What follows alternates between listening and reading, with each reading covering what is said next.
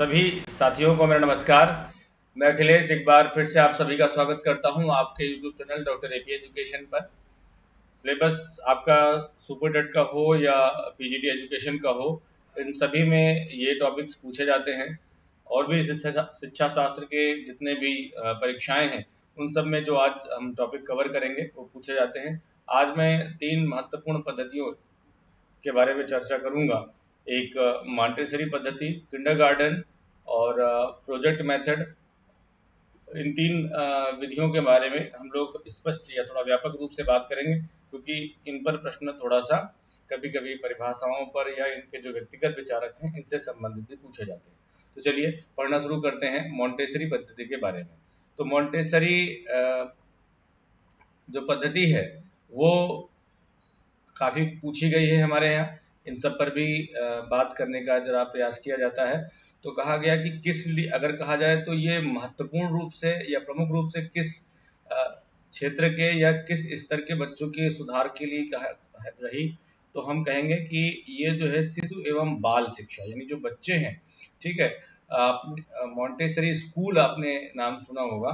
तो Montessori school से तात्पर्य हो जाता है कि वहाँ पर जो प्राइमरी लेवल के बच्चे हैं या जो प्री प्राइमरी लेवल के बच्चे हैं, उनकी शिक्षा की व्यवस्था वहाँ पर की जाएगी। इसीलिए यहाँ पर कहा गया था कि मॉन्टेसरी पद्धति प्रश्न रूप के रूप में अगर हम बात करें तो किस क्षेत्र के सुधार एवं परिवर्तन हेतु महत्वपूर्ण योगदान देती है, तो मॉन्टेसरी पद्धति शिशु एवं बाल शिक्षा के क्षेत्र में सुधार एवं परिवर्तन हेतु इसका महत्वपूर्ण योगदान रहा। अब कहा जाता है कि इस पद्धति का प्रतिपादन किसने किया, तो इटली में एक डॉक्टर के रूप में अपना जीवन आरंभ करने वाली एक महिला थी, जिन्होंने इस क्षेत्र में बड़ा महत्वपूर्ण काम किया, और उनका नाम है मारिया मॉन्टेसरी। ठीक है, मारिया मॉन्टेसरी इनका नाम है, और इन्होंने अपने क्षेत्र में एक व्यापक रूप से काम किया, और आज भी हम इनका नाम जो है अपने यहाँ देखते हैं और महत्वपूर्ण ढंग से इस पर चर्चा करते हैं। इन्होंने जो शुरुआत की थी वो जो भी शारीरिक रूप से विकलांग बच्चे थे और मंदबुद्धि के बालक थे, उनको पढ़ाने के लिए अपनी व्यवस्था प्रारंभ की थी, और उस रूप को और अधिक सुधारते सुधारते इस व्यवस्था को सामान्य बालकों की शिक्षा के लिए भी प्रयोग किया जाने लगा।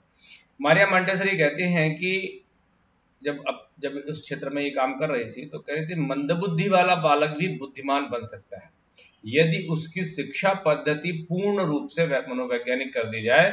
तो कोई भी बच्चा, इसको मंदबुद्धि इन्होंने शब्द कहा है, तो इसको ऐसे भी कह सकते हैं कि मंदबुद्धि के साथ साथ कोई भी बच्चा, बालक बुद्धिमान बन सकता है यदि उसकी शिक्षा पद्धति को पूर्ण मनोवैज्ञानिक बना दिया जाए। किसने कहा है, तो ये मारिया मॉन्टेसरी का विचार है। मारिया मॉन्टेसरी ने अपने इन विचारों को मूर्त रूप देने के लिए स्कूलों की स्थापना करने का भी प्रयास किया। तो 1907 में मारिया मॉन्टेसरी ने रोम में अपना स्कूल खोला है, जिसका नाम था चिल्ड्रन होम। ठीक, क्वेश्चन ये इंपॉर्टेंट है, कई बार आ चुका है। चिल्ड्रन होम की स्थापना किसने की? ठीक है, तो ये किसने की है? मारिया मॉन्टेसरी ने। भारत आना हुआ इनका, इंडिया में इनकी एंट्री हुई है 1939 के करीब, और ये भारत में इंडियन ट्रेनिंग इंस्टीट्यूट की डायरेक्टर बनकर के भारत में आई थी। ठीक, तो कुल मिलाकर शुरू से अभी तक हमने कितनी बात कही है। मॉन्टेसरी पद्धति का निर्माण शिशु एवं बाल शिक्षा के क्षेत्र में सुधार हेतु किया गया। मॉन्टेसरी पद्धति का प्रतिपादन किसने किया है? पद्धति का मतलब ये होगा, क्योंकि बहुत भूमिका मैं इसलिए नहीं बना रहा हूँ क्योंकि पिछले लेक्चर में आपको मैं बता चुका हूँ कि प्रत्येक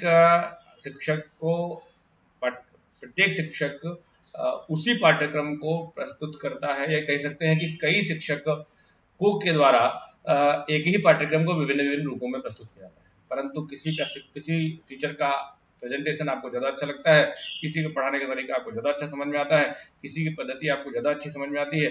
तो ये जो विभिन्न पद्धतियां हैं, विभिन्न टीचिंग टेक्निक्स हैं या विभिन्न टीचिंग मेथड्स हैं, वो सभी वे ऑफ प्रेजेंटेशन है, वे ऑफ डिलीवरी है कि किस प्रकार से हम अपने कंटेंट को छात्रों के सामने व्यापक रूप से सरलतम ढंग से प्रस्तुत करने का प्रयास कर सकते हैं। ठीक है, तो इसी तरीके से मॉन्टेसरी ने भी छोटे बच्चों को पढ़ाने के लिए अपने सुझाव और विचार प्रस्तुत किए हैं। कैसे, आगे देखेंगे।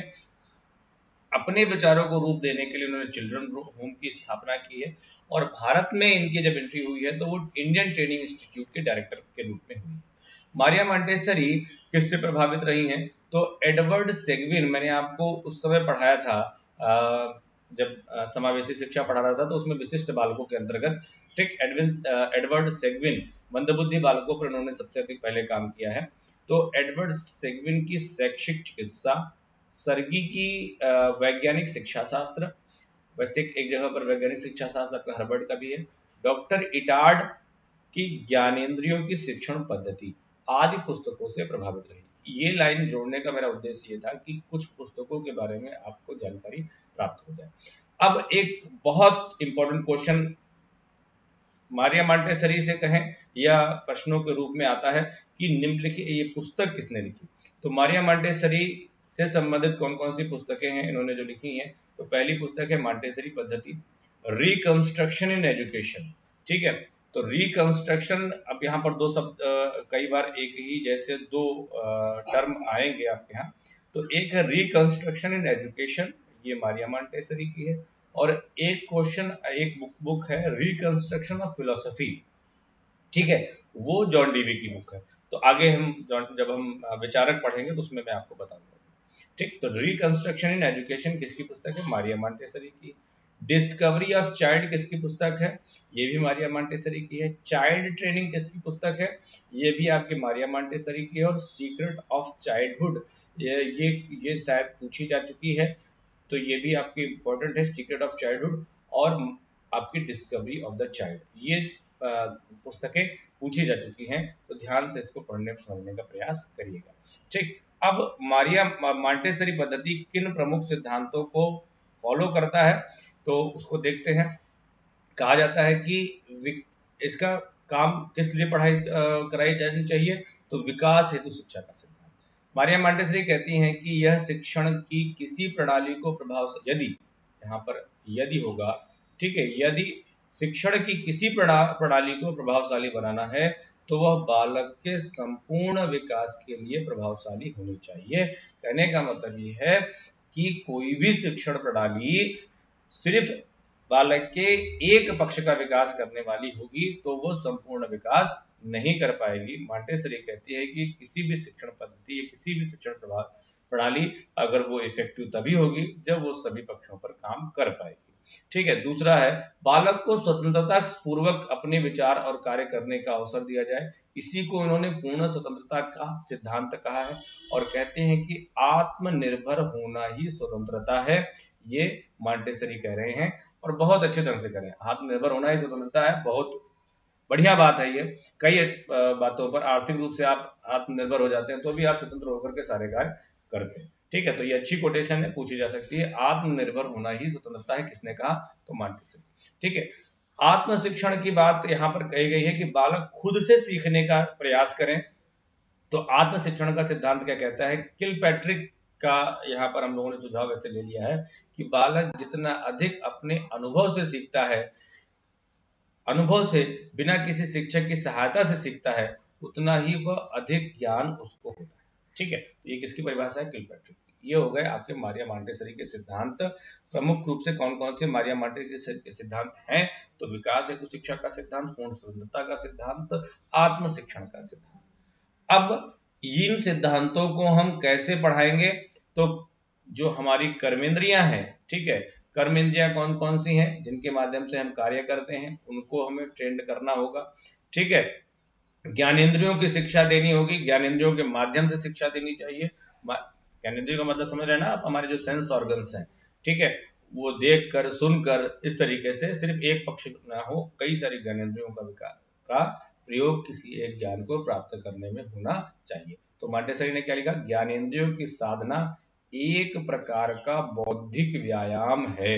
किसी भी कॉम्प्लिकेटेड वर्ड को यदि आपको सुनना है और समझना है तो ध्यान से उसको सुनना पड़ेगा। तो एक प्रकार से आपको एक ज्ञानेंद्रिय पर अपने फोकस करना पड़ेगा। तो एक प्रकार से क्या होगा? ज्ञानेंद्रियों की साधना क्या होगा? एक प्रकार का बौद्धिक व्यायाम है, कई प्रकार के ये हमें देखने को मिलता है। भाषा और गणित की शिक्षा बच्चों को शिशु और बाल शिक्षा में देनी चाहिए। मॉन्टेसरी कहते हैं कि बालक को पहले लिखना सिखाना चाहिए। यहाँ पर थोड़ा सा परिवर्तन है। ठीक है, आपने अक्सर जगह देखा होगा कि सबसे पहले सीखने का क्रम क्या है, तो पढ़ना। सबसे पहले बच्चा क्या होता है, सबसे पहले पढ़ना या बोलना आप कहते हो, सुनना, बोलना, लिखना, पढ़ना और लिखना। लिखना सबसे आखिरी में। लेकिन यहाँ पर क्या है, ये मारिया मांटेसरी में थोड़ा सा उल्टा मामला है।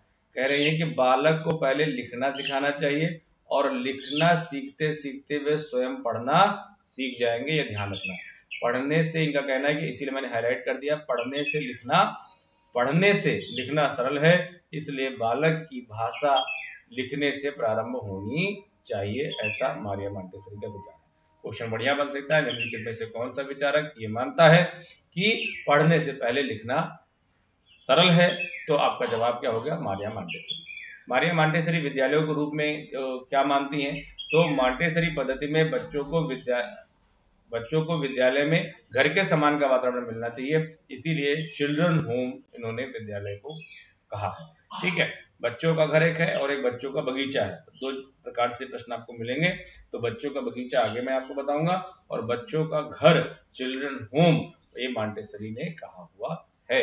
इनके अनुसार शिक्षक की संकल्पना क्या है, तो रॉबर्ट रस्क कहते हैं कि मांटेसरी पद्धति का जो शिक्षक है, उन शिक्षकों के रूप में उन शिक्षकों की नियुक्ति करनी चाहिए जिन्होंने बाल मनोविज्ञान और उसके प्रयोग का प्रशिक्षण पूरी तरीके से प्राप्त किया हो।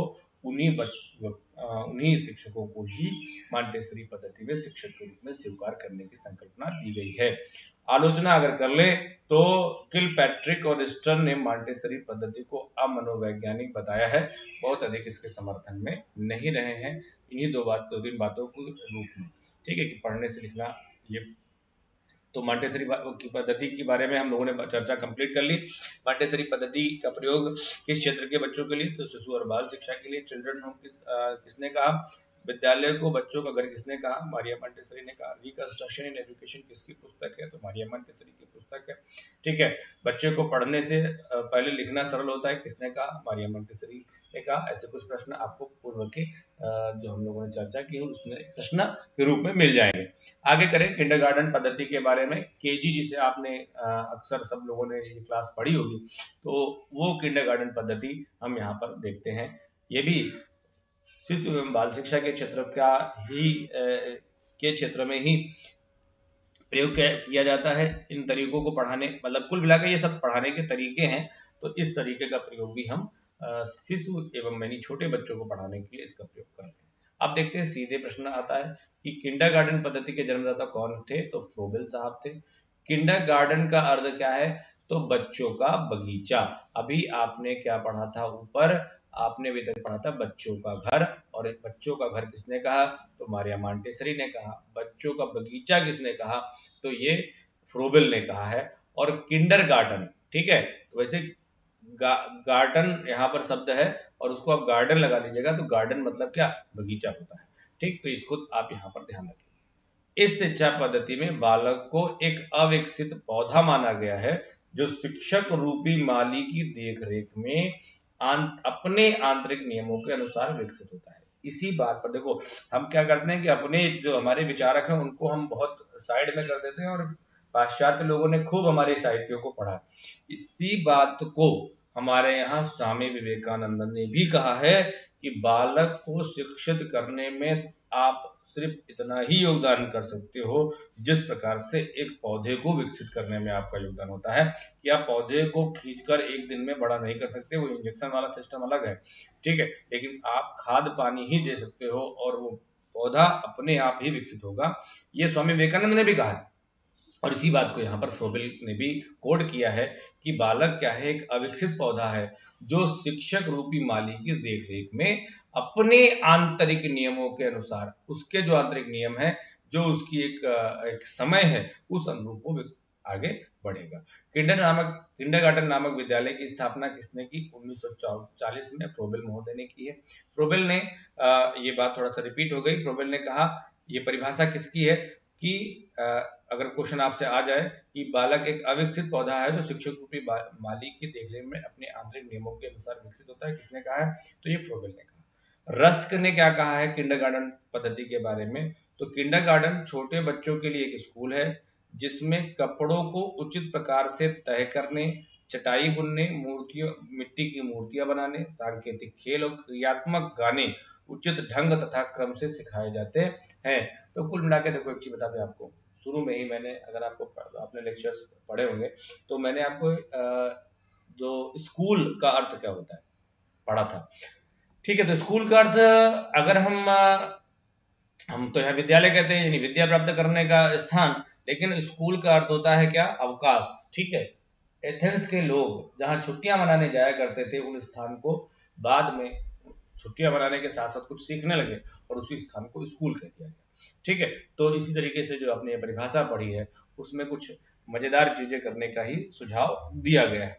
ठीक है, अब किंडरगार्टन की विशेषताएं देख लेते हैं क्या है। स्वाभाविक विकास क्रम को महत्व दिया गया है। बाल रुचियों के अनुसार उनकी क्रियाओं का विकास करने की बात कही गई है।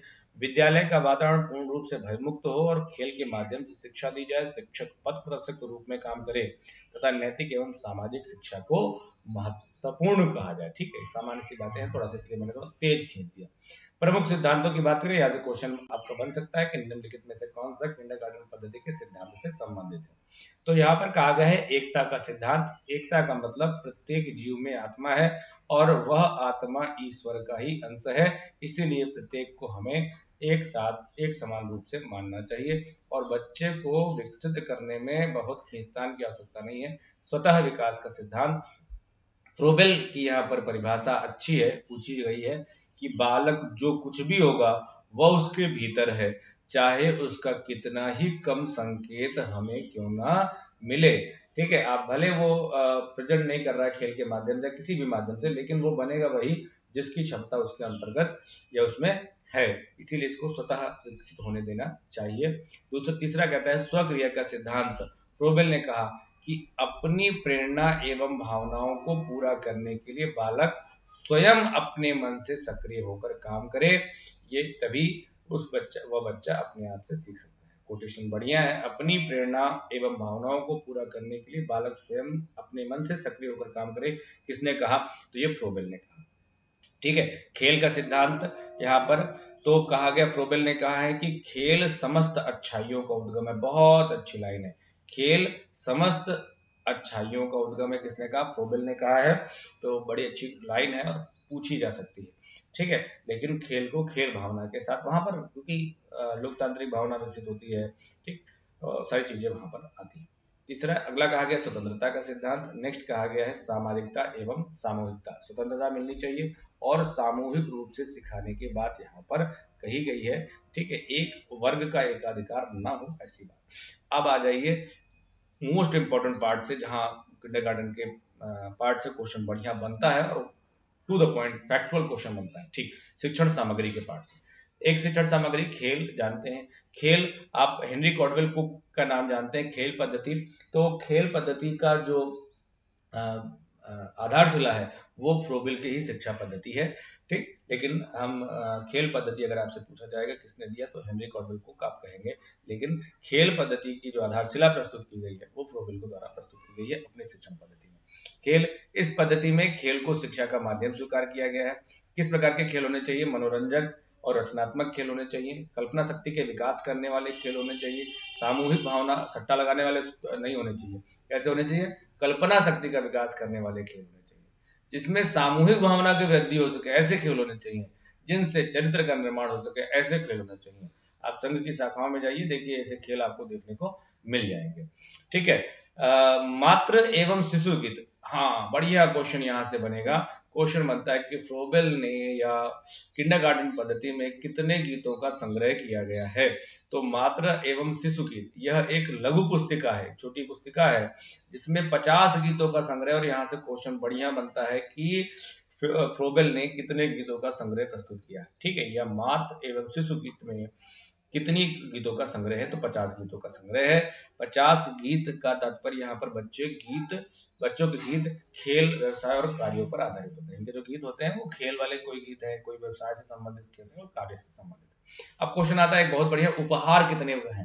तो खेलने के लिए उनकी अभिक्रिया को उत्तेजित करने के लिए क्या करेंगे, और ज्ञानेंद्रियों की शिक्षा देने के लिए कुछ वस्तुओं की व्यवस्था की गई है, जिसे उपहार कहा गया है। ठीक है। अब बच्चे कुछ खेलेंगे तो खेलने के बाद उनको कोई ना कोई गिफ्ट मिलना चाहिए, तो गिफ्ट को संख्या कितनी बताई गई, तो उपहारों की संख्या कितनी बताई गई है, 20 बताई गई है। ये ध्यान रखना, 50 गीत है और 20 उपहार है, ये बात आपको ध्यान से पता होना चाहिए। व्यापार और कार्य, फ्रोबेल ने उपहारों तथा कार्यों में घनिष्ठ संबंध बताया है कि कार्यों के माध्यम से ही उपहारों के माध्यम से ही किसी व्यक्ति को कार्य करने की प्रेरणा प्राप्त होती है। पाठ्यक्रम में क्या क्या होना चाहिए, खेल और कार्यों के अतिरिक्त भाषा, गणित, विज्ञान, कला, धार्मिक निर्देश, बागवानी, इतिहास, भूगोल और संगीत के विषयों का भी ज्ञान कराया जाना चाहिए। आगे की अगर बात करें शिक्षण विधि कौन कौन सी हो, उसके बाद डाल्टन पद्धति पर चलते हैं। डाल्टन पद्धति और प्रूडेंट मेथड, ठीक, ये दो और बची हुई हैं। क्रिया के द्वारा, खेल के द्वारा बालक को आत्मविश्वास के अवसर प्राप्त होते हैं, आत्म अभिव्यक्ति के अवसर प्रदान करना, और आत्म अभिव्यक्ति के साधन इन्होंने कितने माने हैं, गीत, गति, रचना। ये क्वेश्चन बढ़िया है, बनेगा यहाँ से कि फ्रोबेल ने बालक की आत्म अभिव्यक्ति के कितने साधन माने हैं, तो 3 साधन माने हैं। कौन कौन से, गीत, गति और रचना, ए, बी व सी, और चौथा ऑप्शन होगा तीनों। तो गीत, गति, रचना तीनों इन्होंने स्वीकार किया है। महत्व इसका क्या है, इसमें स्वतंत्र अनुशासन की बात कही गई, क्रिया द्वारा शिक्षा की बात कही गई है, आधुनिक शिक्षा को मनोवैज्ञानिक आधार भी किंडरगार्टन पद्धति की देन मानना चाहिए। ठीक, आगे अगर देखें तो नेक्स्ट पद्धति हमारी कौन सी है, डाल्टन पद्धति है। अगर समय मिला तो इनसे संबंधित प्रश्नों को भी मैं आपको हल कराऊंगा। डाल्टन पद्धति, बढ़िया क्वेश्चन, ठेका पद्धति के नाम से आपने कई बार सुना होगा, तो ये क्वेश्चन यहाँ से आपको मिलेगा डाल्टन पद्धति का। डाल्टन शिक्षा पद्धति को किसने प्रस्तुत किया है, मिस हेलन पार्कस्ट। किसने दिया है, मिस हेलन पार्कस्ट। कहाँ की थी, अमेरिका की। ठीक है, इस पद्धति का पहला विद्यालय कहाँ खोला गया, तो इस पद्धति का पहला विद्यालय 1920 में अमेरिका में डाल्टन नगर में स्थापित किया गया। किस आयु के बच्चों के लिए, तो 11 व 12 वर्ष की आयु के बालकों के लिए डाल्टन पद्धति बहुत उपयोगी और सरल मानी जाती है। यहाँ से भी एक क्वेश्चन बढ़िया बनता है कि डाल्टन पद्धति किस आयु वर्ग के बच्चों के लिए उपयोगी एवं सरल मानी जाती है। इस पद्धति को, इंपॉर्टेंट क्वेश्चन है, इस पद्धति को प्रयोगशाला पद्धति भी कहा जाता है। इंपॉर्टेंट क्वेश्चन है, ध्यान रखिएगा कि निम्नलिखित में से किसे प्रयोगशाला पद्धति कहा जाता है। ठीक है, तो अन्वेषण मेथड हो, डिस्कवरी मेथड हो, आप कंफ्यूज मत होइएगा, डाल्टन शिक्षा पद्धति को ही प्रयोगशाला पद्धति कहा गया है। इस पद्धति के द्वारा शिक्षा देने वाले विद्यालयों में प्रत्येक विषय की प्रयोगशाला होनी चाहिए, ऐसा कहते हैं। क्या है प्रयोगशाला, अलग अलग संकल्पनाएं बनी है। मिस हेलन पार्कस्ट के शब्दों में, फलस्वरूप बालक का विकास प्राकृतिक संगति से होता है और प्रयास से प्राप्त की जाने वाली योग्यता, अपने प्रयास से प्राप्त की जाने वाली योग्यता वास्तविक और सुदृढ़ होती है, ऐसा मिस हेलन पार्कस कहते हैं। और प्रयोगशाला में बच्चे खुद के प्रयासों से ही योग्यता हासिल करते हैं। ठीक है, शिक्षण विधि कौन कौन सी है, फटाफट देख लेते हैं। पाठ का ठेका, अब क्वेश्चन बहुत इंपॉर्टेंट है, पाठ का ठेका निम्नलिखित में से किस शिक्षण पद्धति में देखने को मिलता है, तो डाल्टन। किसी काम को एक निश्चित अवधि में पूरा करने, असाइनमेंट जिसे आप बोलते हो ना, वही है ये। ठीक है, निर्दिष्ट कार्य की सुविधा के लिए शिक्षक मासिक कार्य को साप्ताहिक कार्य में बांट देता है। इस प्रकार एक सप्ताह के कार्य को हम निर्दिष्ट कार्य कहते हैं। असाइनमेंट नाम सुना है ना आपने, तो वो असाइनमेंट क्या है, पाठ का ठेका है।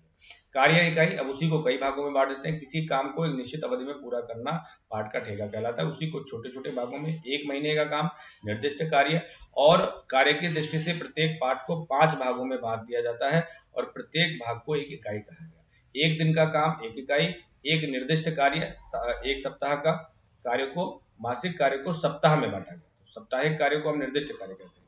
ठीक है, और एक पाठ का ठेका 1 महीने का, जिसमें 20 इकाई। ठीक है, तो ये ध्यान रखना, ये इंपॉर्टेंट पार्ट है यहाँ से। ठीक, यहाँ से क्वेश्चन को बचा बनता है कि निर्दिष्ट कार्य कितने समय का है, तो साप्ताहिक है। एक पाठ का ठेका कितने समय के लिए दिया जाए, तो महीने भर का समय होता है। कितनी इकाई होती है, 20।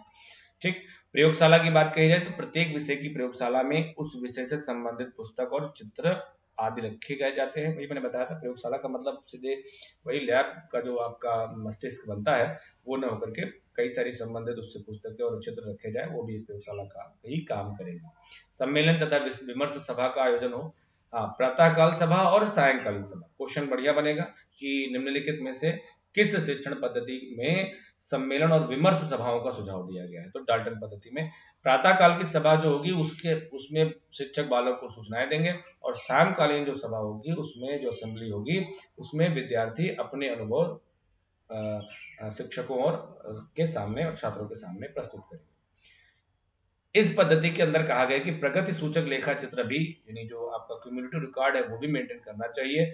शिक्षण पद्धति प्रगति कार्य को कुछ व्यवस्थित लेखा चित्रों के माध्यम से दर्शाया जाता है। 3 प्रकार के हम रिकॉर्ड्स बनाते हैं। एक तो छात्र का लेखा चित्र, शिक्षक द्वारा तैयार लेखा चित्र और संपूर्ण कक्षा से संबंधित एक रिकॉर्ड हमारा, ठीक है। डेमोग्राफिक डेटा हम तैयार करते हैं। ये डेटा 3 लेवल पे है, छात्र द्वारा, शिक्षक द्वारा और संपूर्ण कक्षा का। सामाजिक क्रियाएं होनी चाहिए और मूल डाल्टन पद्धति में इसे स्थान मिला था, लेकिन सामाजिक क्रियाओं को बाद में हटा लिया गया। क्वेश्चन इससे भी बन सकता है कि डाल्टन पद्धति में किन क्रियाओं को हटाने का बाद में काम किया गया, तो सामाजिक क्रिया, ठीक है। आखिरी मैं आपको बता देता हूं, उसके बाद फिर कंप्लीट करते हैं आज के लेक्चर को, ठीक है। तो आज प्रोजेक्ट मेथड, इसके बाद आखिरी है आपका योजना एवं 4 पद्धतियों के बारे में हमने चर्चा की। प्रोजेक्ट मेथड तो सभी जानते हैं, ये क्वेश्चन सुपर डेट में आ भी चुका है, ठीक। पहले वाले परीक्षा में परियोजना के नाम से पूछा गया था। तो प्रोजेक्ट पद्धति को प्रतिपादित करने का श्रेय किसे है? प्रोजेक्ट मेथड किसका है? शिक्षा शास्त्री किलपैट्रिक। कहीं पर भी कोई भी दिमाग आपको और लगाने की जरूरत नहीं है, किलपैट्रिक ने इस पद्धति को दिया, ठीक है। ये जॉन डीवी के शिष्य थे। इस पद्धति के अनुसार शिक्षा एक उद्देश्यपूर्ण प्रक्रिया है जिसे व्यवहारिक जीवन से संबंधित होना जरूर चाहिए। बिना व्यवहारिक जीवन से संबंधित शिक्षा, देखो एक चीज है यहाँ से समझना, प्रयोजनवादी है ये। प्रयोजनवादी कौन था? जॉन डीवी था। और प्रयोजनवाद पूरी तरीके से सामाजिक क्रियाओं पर आधारित है। तो जो व्यवहारिक जीवन से संबंधित शिक्षा नहीं होगी वो बेकार मानी जाएगी प्रयोजनवादियों के अनुसार, ठीक है। इसीलिए यहाँ पर ये संबंध हमें देखने को मिला है। इस पद्धति में स्पष्ट रूप से बात कही गई है कि शिक्षा एक उद्देश्यपूर्ण प्रक्रिया है और जिसे व्यवहारिक जीवन से संबंधित होना चाहिए। अमेरिकन शिक्षा शास्त्री किलपैट्रिक कोलंबिया विश्वविद्यालय में अध्यापक कॉलेज के प्रोफेसर रहे और जिन्होंने अपने गुरु जॉन डीवी, आगे बात, के प्रयोजनवाद के सिद्धांतों के आधार पर ही अपनी प्रोजेक्ट यानी योजना पद्धति का निर्माण किया है।